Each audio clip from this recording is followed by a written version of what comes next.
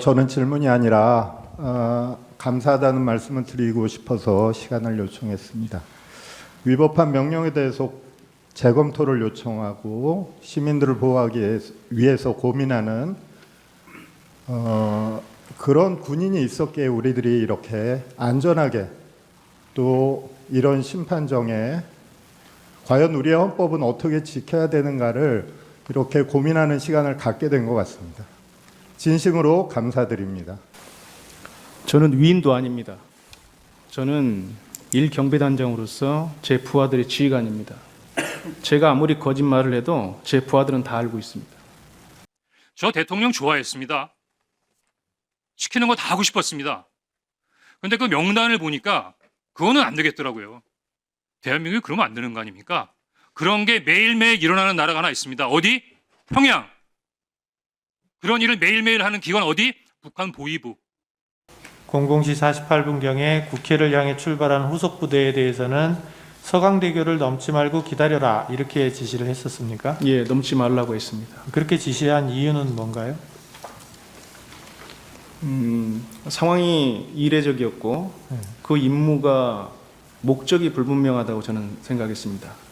그 어떤 작전을 하게 되면 작전 목적이 분명하게 무엇을 위해서라는 목적이 분명해야 되는데 단편적 과업만을 주셨는데 그것이 평상시에 우리가 고민하거나 생각지 못한 그런 임무를 준 겁니다. 국회를 통제하는 문제도 그렇고 또 의원을 끌어내라는 문제를 과업도 그렇고 그것을 들었던 군인 누구도 그걸 정상적이라고 생각하지는 않았을 것으로 저는 생각합니다. 그렇기 때문에 저 또한 일단은 후속 부대에 대해서는 오지 않는 게 좋겠다라고 판단하고 그리고 좀 더 저에게는 고민이 필요했던 시간입니다. 증인은 그날 12월 4일 공안시경에 국회에서 비상계엄 해제 요구안이 가결된 후에 현장에 있는 팀장이 전화로 특전사가 빠지고 있는 것 같다는 보고를 하자 곧바로 수방사령관에게 전화를 걸어 저희도 퇴출하겠다 이렇게 보고를 한 사실이 있습니까? 예, 그렇습니다. 당시 저는 그 해제 의결이 된 것 자체도 모르는 상황이었고 다만 보고를 받았을 때 내부에 있는 특전사가 뒤로 빠지는 상황이라고 해서 즉시 사령관께 보고를 하고 퇴출하겠다라고 보고드리고 빠졌습니다.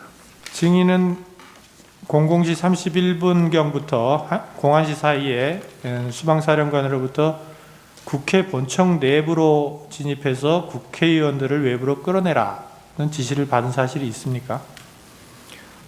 00시 한 45분 어간인데 그렇게 임무를 부여받았고 여러 가지 과정을 통해서 그 임무는 변경되었습니다.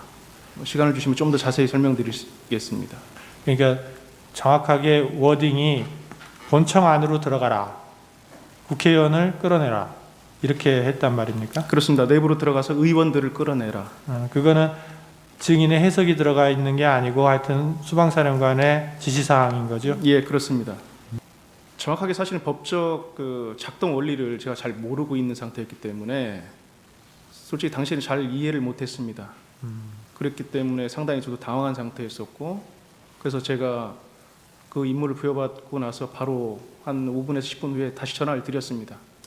전화를 드려서 이거 우리 할 수 있는 역할도 아니고 이거 단독으로 할 수 있는 일이 아니다. 그래서 특수전 사령관님하고 소통하고 한번 재검토를 해달라고 말씀드렸습니다. 증인의 진술은 여러 가지 면에서 다른 목적을 가지고 허위로 진술하고 있다고 밖에는 볼 수가 없습니다. 따라서 증인에 대한 진술 조서는 증거로 사용할 수가 없습니다. 이상입니다. 재판관님, 답변의 기회를 주시면 제가 답변을 해도 되겠습니까? 네. 저는 위인도 아닙니다. 저는 일경비단장으로서 제 부하들의 지휘관입니다. 제가 아무리 거짓말을 해도 제 부하들은 다 알고 있습니다. 그렇기 때문에 저는 일체 거짓말 할 수도 없고 해서도 안 된다고 생각합니다.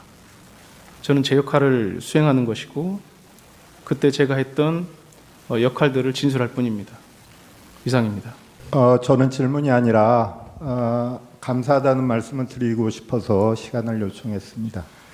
위법한 명령에 대해서 재검토를 요청하고 시민들을 보호하기 위해서 고민하는 그런 군인이 있었기에 우리들이 이렇게 안전하게 또 이런 심판정에 과연 우리의 헌법은 어떻게 지켜야 되는가를 이렇게 고민하는 시간을 갖게 된 것 같습니다. 진심으로 감사드립니다. 네, 제안합니다. 제가 국정원법 11조에 보면 국정원 직원이 정치 중립을 위반하면 7년의 징역에 처할 수 있도록 되어 있습니다.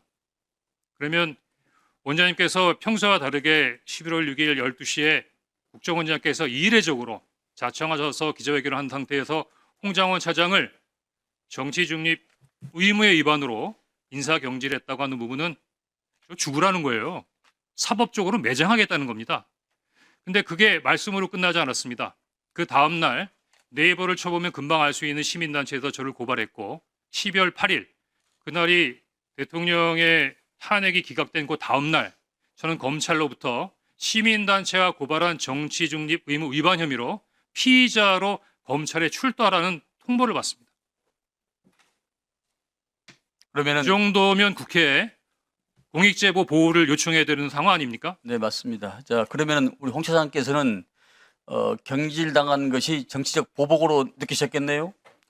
처음에는 두 가지로 나눠서 생각해야 되는데 12월 5일에 얘기할 때만 하더라도 저 대통령 좋아했습니다. 시키는 거 다 하고 싶었습니다. 근데 그 명단을 보니까 그거는 안 되겠더라고요.